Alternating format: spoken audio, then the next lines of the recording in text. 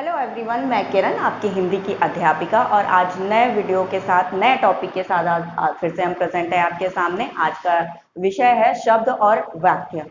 शब्द, वर्णों के मेल से शब्द बनते हैं। वर्ण, पिछली कक्षा में हम वर्णों के बारे में अध्ययन कर चुके हैं। अगर आपको इससे संबंधित जानकारी चाहिए तो आप हमारे चैनल को सब्सक्राइब करके देख सकते हैं।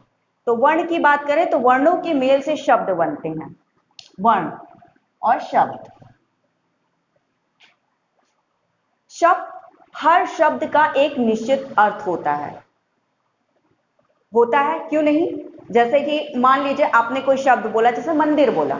मंदिर मतलब क्या? जहां पे हर कोई जाता है, माथा नवाता है, हाथ जोड़ता है और प्रार्थना करता है। एक सिंबल है, मतलब एक प्रतीक है। क्या मंदिर का मतलब है कि जहां पूजा पाठ होती है। ठीक है, तो ऐसे ही कहा गया कि हर शब्द का एक निश्चित अर्थ होता है। निश्चित अर्थ। अब अगर आप मंदिर का मतलब कह दीजिए मंदिर, तो मंदिर का मतलब ये तो नहीं हो गया कि वहां हम पार्टी कर सकते हैं, वहां हम पिकनिक मनाने जाते हैं, ऐसा नहीं होता है। मंदिर का मतलब ही होता है कि जहां हम प्रार्थना करने जाते हैं, जहां भगवान होते हैं। ठीक है, तो इसी तरह हर शब्द का अपना एक अर्थ होता है। और जो शब्द होते हैं वो कैसे बनते हैं? वर्णों के मेल से शब्द बनता है। ठीक है, आप कुछ उदाहरण ले लेते हैं। जैसे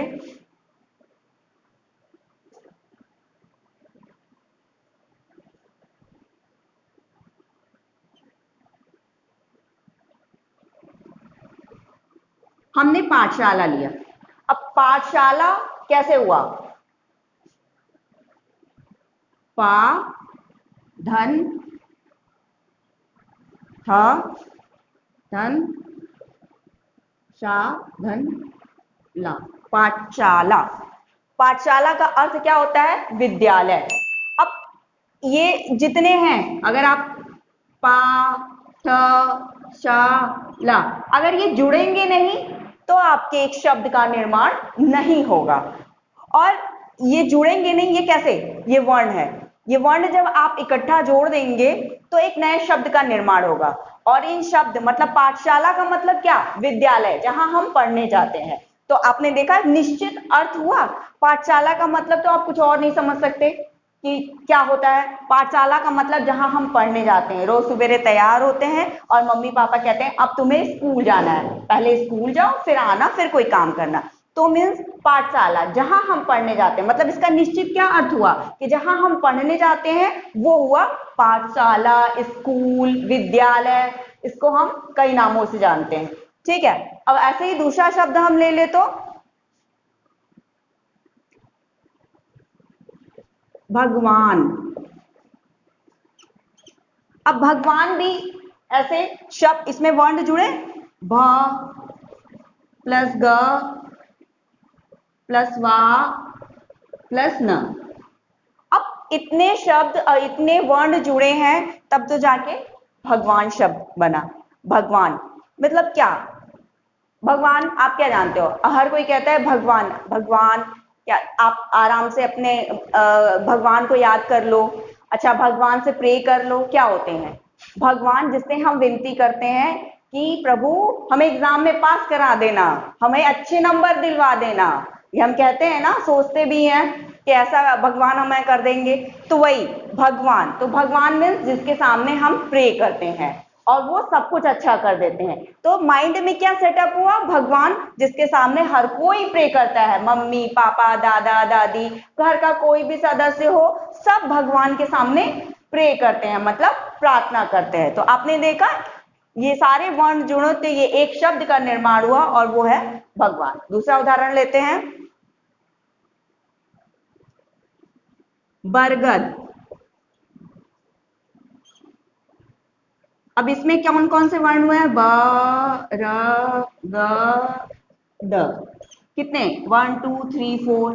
अब इतने वर्ण मिलके तब जाके एक शब्द का निर्माण होता है और वो होता है बरगद, जिसमें ब भी आया, र भी आया, ग भी आया और द भी आया। तो इतने वर्ण मिलके आपके एक शब्द का निर्माण करते हैं बरगद। अच्छा, बरगद मतलब दिमाग में आते ही बरगद मतलब पेड़, और बहुत घना विशाल पेड़ है ना। मतलब पेड़ तो हर तरीके के होते हैं पर बरगद ही क्यों? वो तो बहुत घना और विशाल होता है।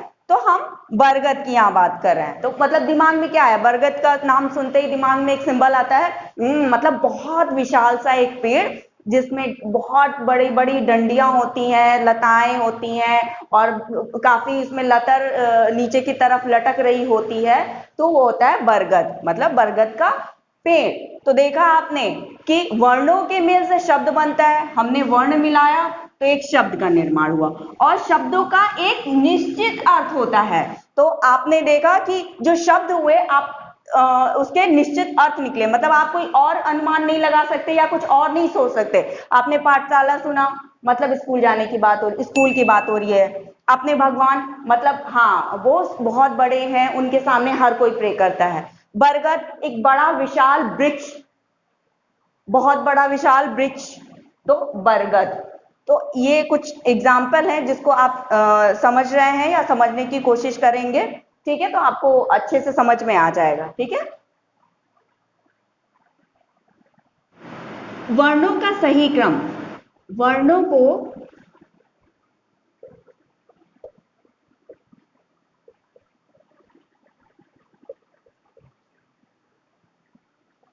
क्रम में लिखना भी आवश्यक होता है।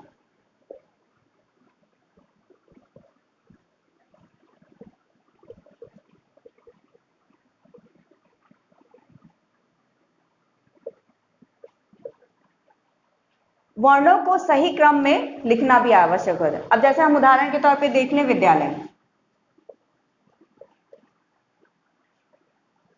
विद्यालय, अब हमने इसे सही क्रम में रखा है तो हम इसे पढ़ पा रहे हैं कि ये विद्यालय लिखा। अब मान लीजिए इसी को दा विद्यालय ऐसे कर दें, क्या ये सही क्रम है, ऐसे विद्यालय लिखा जाएगा? नहीं। क्यों नहीं? क्योंकि ये गलत है। इसीलिए वर्णों का सही क्रम में लिखना भी आवश्यक होता है। अगर आप सही क्रम में नहीं लिखेंगे तो वो शब्द का कोई अर्थ नहीं निकलेगा, और अर्थ नहीं निकलेगा तो फिर कोई फायदा नहीं होगा, मीन्स वो बेकार शब्द हो गया जिसका कोई मतलब नहीं निकल रहा है। इसीलिए वर्णों का सही क्रम में लिखना भी आवश्यक हो जाता है। अब हम बात करेंगे शब्दों के बारे में।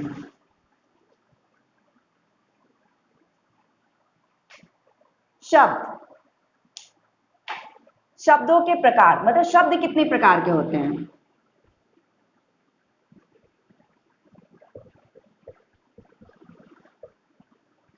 शब्दों के प्रकार, पहला है सार्थक, दूसरा है निरर्थक और तीसरा है ध्वनि। स्वार्थक, निरर्थक और ध्वनि वाले शब्द, ध्वनि वाले शब्द। अब हम बात करेंगे पहला, शब्दों के प्रकार तीन प्रकार होते हैं, सार्थक शब्द, निरर्थक शब्द, सार्थक शब्द, निरर्थक शब्द और ध्वनि वाले शब्द। सबसे पहले हम इसमें बात करेंगे सार्थक शब्दों की। सार्थक शब्द वे शब्द जिसका कुछ अर्थ निकलता हो, वे शब्द जिनका कुछ अर्थ निकलता हो सार्थक शब्द कहे जाते हैं। वे शब्द, वे शब्द जिनका कुछ अर्थ निकलता है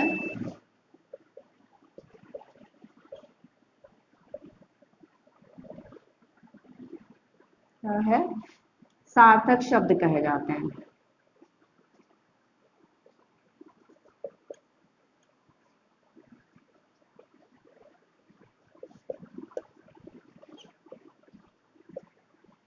सार्थक शब्द वे शब्द जिनका कुछ अर्थ निकलता है सार्थक शब्द कहलाते हैं। जैसे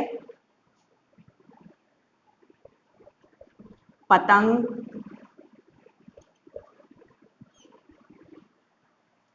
कमल आदि, और भी बहुत से शब्द हैं जिसका अर्थ निकलता है। तो वे शब्द जिनका कुछ अर्थ निकलता है सार्थक शब्द कहलाते हैं। जैसे पतंग हो गया, कमल हो गया आदि, और भी बहुत से ऐसे शब्द हैं जिसका अर्थ निकलता है। आपको खुद पता होगा, आपने बुक में पढ़ा होगा कि बहुत से शब्दों का अर्थ निकलता है, तभी वो सार्थक शब्द कहलाते हैं। अब हम बात करेंगे, दूसरा है निरर्थक शब्द।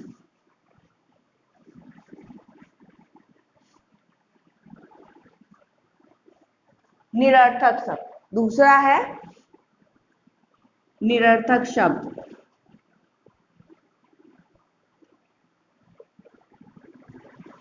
निरर्थक शब्द आपको पता है, निरर्थक शब्द क्या होते हैं? निरर्थक शब्द जिनका कुछ अर्थ ही ना निकले। अब हम जैसे बात करते हैं कि कोई चीज है, जैसे जिन शब्दों का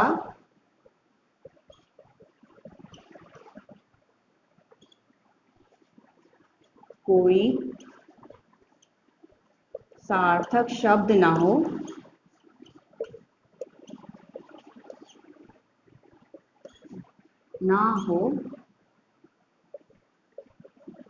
तो वह निरर्थक शब्द कहलाते हैं। जिन शब्दों का कोई सार्थक अर्थ ही ना निकले वो निरर्थक शब्द कहलाते हैं। जैसे घर में आपने सुना होगा कि चाय शाय, चाय शाय, शाय का कोई अर्थ ही नहीं होता है। चाय शाय, इसका क्या अर्थ हुआ? कोई अर्थ नहीं निकला। पानी वानी, ये भी कोई अर्थ नहीं होता है। आप नॉर्मली चाय बोलेंगे तो उसका अर्थ होता है चाय मीन्स चाय, और पानी मीन्स पानी, पर लोग बोलते हैं चाय शाय, पानी वानी, ये कोई भी अर्थ, इसका कोई सार्थक अर्थ नहीं निकलता है। इस वजह से उसे निरर्थक शब्दों में गिनती होती है उसकी। चाय शाय, पानी वानी, ये सारे जो है निरर्थक शब्दों में आते हैं जिनका कोई अर्थ ना निकलता। इसीलिए शब्द वही सही है जिसका अपना एक अर्थ निकलता है। तो अर्थ निकलता है तो वही सार्थक शब्द, पर जिसका अर्थ ही ना निकले, कुछ कोई अर्थ मतलब ही नहीं बनता है, तो वो शब्द निरर्थक शब्द में आते हैं। ठीक है, अब तीसरा हम देखेंगे ध्वनि वाले शब्द।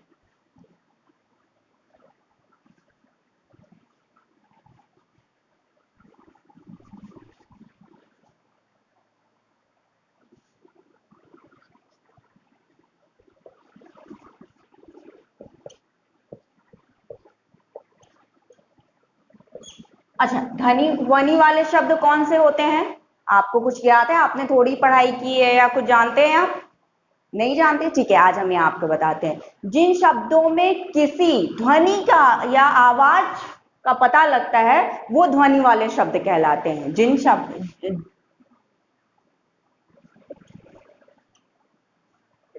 शब्दों में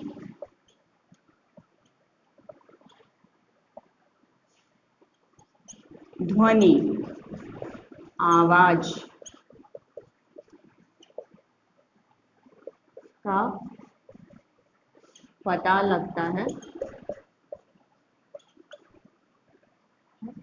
ध्वनि वाले शब्द कहलाते हैं।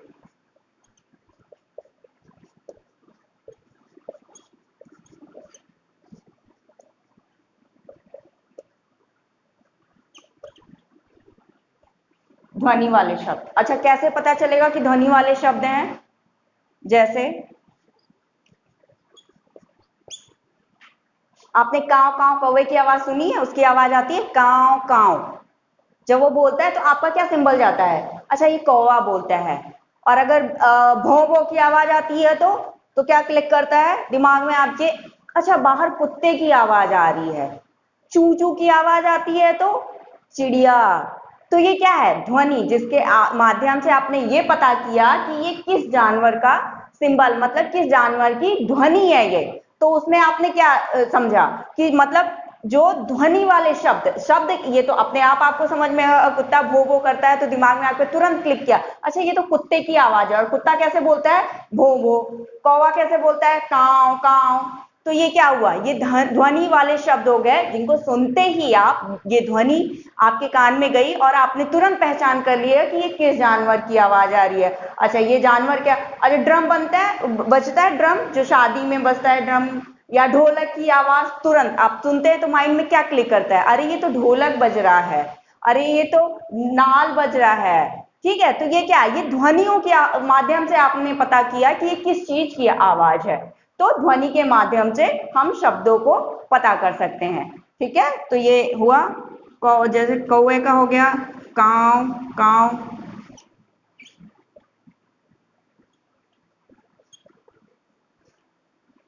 काव, भाव भाव आदि। ठीक है, अब हम वाक्य देखेंगे कि वाक्य क्या है। दो या दो से अधिक सार्थक शब्दों के मेल को वाक्य कहते हैं। दो या दो से अधिक शब्दों के मेल को, सार्थक शब्दों के मेल को वाक्य कहते हैं। सार्थक शब्द, अभी आपने पढ़ा, हमने प्रकार पढ़ा ना कि शब्दों में कि शब्द के कितने प्रकार होते हैं, 3, सार्थक शब्द, निरर्थक शब्द और ध्वनि वाले शब्द। ठीक है, तो वही बात कर रहा है कि दो या दो से अधिक सार्थक शब्दों के मेल को वाक्य कहते हैं या वाक्य बनते हैं। ठीक, बात एक ही हुई। अब एग्जाम्पल की अगर हम बात करें तो देखें हम, नीलम दूध पी रही है। नीलम दूध पी रही है, अब इसमें सार्थक शब्द हो गया दूध, नीलम, पी रही है, ये सब सार्थक, मतलब पीने का मतलब आपको पता है, पानी पीना, दूध पीना, कोल्ड ड्रिंक पीना, ये सब क्या है, मतलब शब्द। जब हम आपने इसको समझा कि हमें शब्द क्या कह रहा है, मतलब हमें इसका अर्थ समझ में आया। दूध, दूध तुरंत आपको समझ में आ गया कि दूध का मतलब क्या होता है। ठीक है, सफेद रंग का एक लिक्विड होता है, द्रव्य पदार्थ होता है जो दूध होता है। ठीक, और नीलम मतलब ये किसी का नाम है, तो नीलम दूध पी रही है।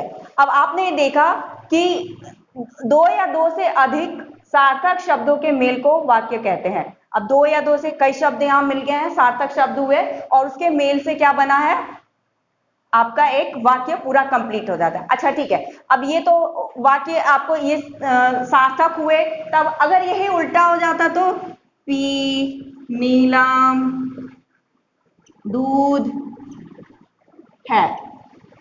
अब इसको पढ़िए, पी नीलम दूध है, ये क्या है, कोई इसका अर्थ समझ में आ रहा है? नहीं, ये गलत हुआ, मतलब ये सही क्रम में नहीं है, इसमें सार्थक शब्द नहीं है, तो ये क्या हो गया, ये गलत हुआ। और इसमें वाक्य में तो कहा ही गया है कि जब दो सार्थक शब्द, दो या दो से अधिक सार्थक शब्द होंगे तभी जाके आपका एक वाक्य कंप्लीट होता है, बनता है। और अगर उसमें है ही नहीं, गलत तरीके से लिखा हुआ है, इसका भी मतलब समझ में नहीं है, इधर है और वो उधर है, तो सेंटेंस ही सही नहीं है। मीन्स क्या हुआ कि ये तरीका गलत है और ये वाक्य कंप्लीट नहीं हुआ, ये सही वाक्य हमारा नहीं हुआ। ठीक है, तो सही वाक्य क्या है, ये है, और ये क्या है, गलत वाक्य। अच्छा, कुछ चीजें हम याद, मतलब रिमाइंडर हम कर लें कि क्या चीज होती है वो चीजें जो आपको आगे में काम आएगा। जैसे सार्थक शब्दों के मेल से वाक्य बनता है, सार्थक शब्दों के मेल से वाक्य बनता है। वाक्य बनाने के लिए शब्दों को सही क्रम में सही जगह पे लिखना आवश्यक होता है, और हर वाक्य का विचार, मतलब हर वाक्य से कुछ शब्द, सार्थक शब्द प्रकट होने चाहिए, जो शब्द आप बोले उसका कुछ सार्थक अर्थ होना चाहिए। वाक्यों को पढ़ने का अर्थ पूरी तरह से स्पष्ट होना चाहिए। अगर आप कोई वाक्य सेंटेंस पढ़ रहे हैं तो वो पूरी तरह से एकदम स्पष्ट उच्चारण में होना चाहिए। ठीक है, अब हम वाक्य के प्रकार के बारे में देखेंगे, और ये दो प्रकार के होते हैं। पहला, उद्देश्य। वाक्य में जिसके बारे में कुछ कहा जाए वह उद्देश्य होता है। वाक्य में जिसके बारे में कुछ कहा जाए वह उद्देश्य होता है।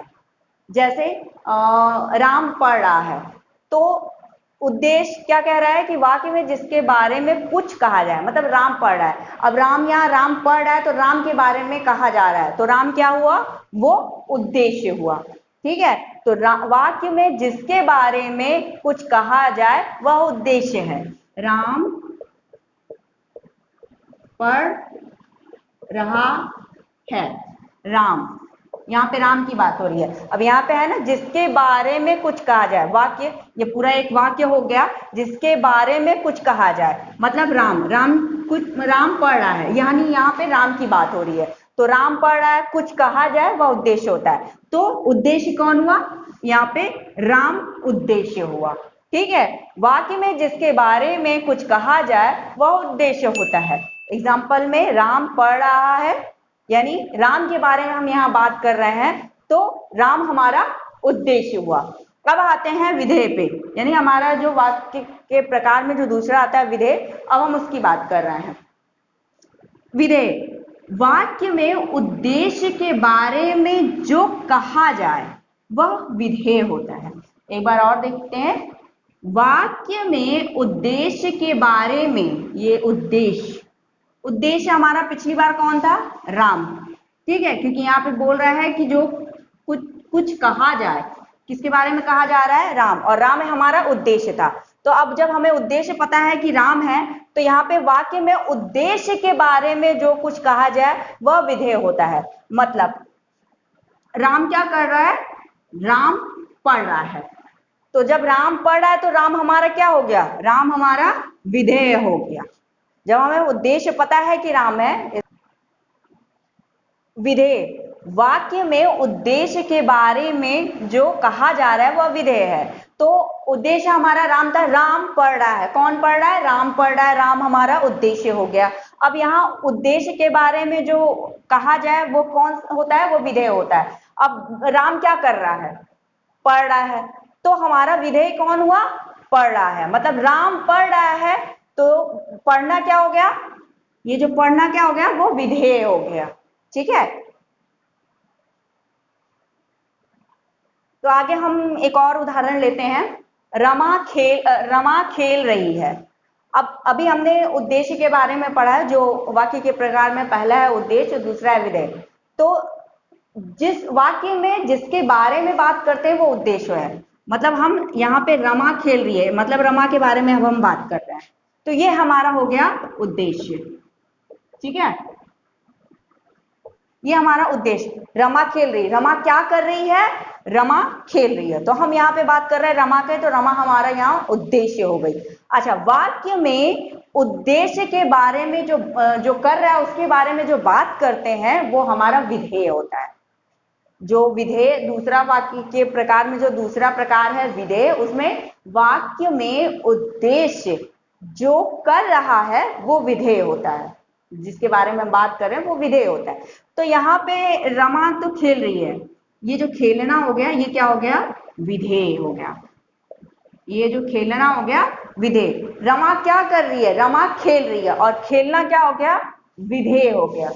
ठीक, तो उद्देश्य हमारा रमा हो गया, और जो खेलना हो गया वो विधेय हो गया। दूसरा हम देखते हैं ऐसे एग्जांपल, नीलम स्कूल जा रही है। वाक्य में जिसके बारे में बात करते हैं वो उद्देश्य होता है, मतलब नीलम हमारी उद्देश्य हो गई। ठीक है, और वाक्य में उद्देश्य जो कर रहा है वो विधेय होता है। तो वाक्य में उद्देश्य क्या कर रहा है? स्कूल, तो ये हमारा विधेय हो गया। नीलम स्कूल जा रही है, मतलब उद्देश्य हमारा नीलम हो गई, और स्कूल जो है विधेय हो गया। तो आज हमने देखा कि शब्द और वाक्य देखे, इसके बारे में हमने आज जाना। आपको अगर हमारा पढ़ाना और पढ़ाने का तरीका अच्छा लगा हो तो हमारे चैनल को लाइक, शेयर और सब्सक्राइब करना ना भूलें। Thank you.